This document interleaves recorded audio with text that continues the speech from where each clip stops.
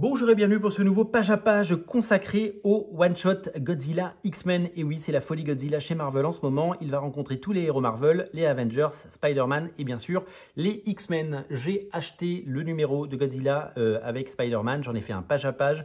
Je l'ai acheté pour vous le montrer et j'ai acheté parce que c'était du Nick Bradshaw. Et j'ai eu envie, bien sûr, de marquer le coup. J'avais pas du tout prévu d'acheter les autres parce que, habituellement, ce genre de concept, malgré leur côté fun, eh bien, je sais que ça a ses limites. Et puis, je l'ai découvert en boutique la semaine dernière et je me suis dit, il faut absolument que je jette un œil dessus et il faut que je regarde à quoi ça ressemble. Et puis, la couverture était signée Tony Daniel et je me suis dit, c'est quand même chouette parce que Tony Daniel, c'est cool quand il dessine chez Marvel, c'est toujours chouette. On se souvient de ce qu'il avait fait sur X-Force il y a quasiment 30 ans.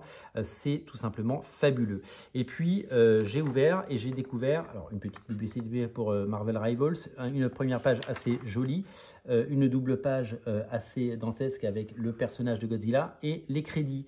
Les crédits, c'est Fabian Nicieza. Et oui, le retour de Fabian Nicieza au scénario sur les X-Men, je ne pouvais pas manquer ça. La deuxième raison, c'est le dessin de Emilio Liezzo. Donc là, il y a les crédits, voilà.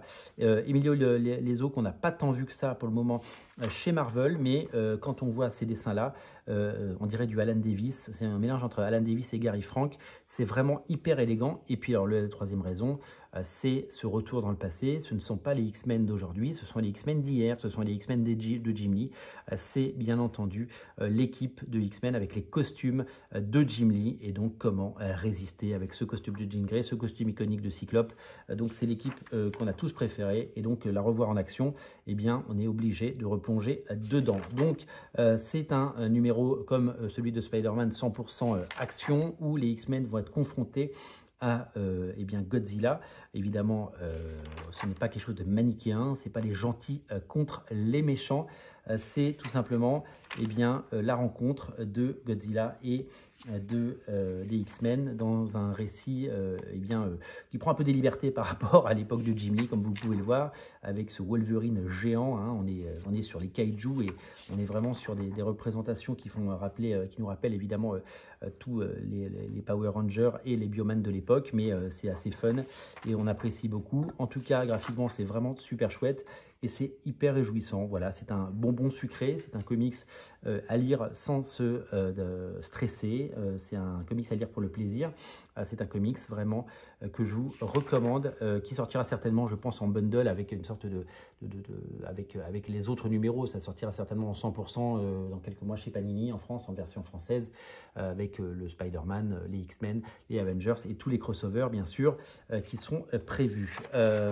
Donc, voici les couvertures variantes qui ont été proposées. Il y avait une couverture de Nick Bradshaw, couverture de Iban Coelho, Mike McCroney, Lee Garbett, plein d'auteurs connus. Paolo Rivera qui a fait une couverture, Chris Campana avec Edgar Delgado. Et ça, c'est la couverture de Godzilla Avengers numéro 1.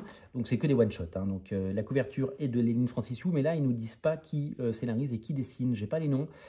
Évidemment que ce n'est pas Lénine Francissiou qui va faire les intérieurs, mais ça fait toujours plaisir de le voir redessiner les Avengers, lui qui a fait la série pendant longtemps. Et ça va visiblement se passer pendant la période New Avengers, puisqu'on reconnaît les costumes. Donc, on apprécie évidemment le geste. Une petite publicité pour la série New Thunderbolts qui depuis a changé de nom aux États-Unis. Sam Humphries et Ton Lima. La couverture est assez efficace. C'est Steven Segovia, le dessinateur de Scorch et qui a fait plein d'autres choses, évidemment. Il travaille pour Todd McFarlane, mais il est hyper productif et il fait beaucoup de pages tous les mois. Merci d'être aussi nombreux à regarder Radio Comics. Merci pour votre fidélité. N'oubliez pas de vous abonner si ce n'est pas déjà fait. Merci à vous, merci à tous. À très bientôt.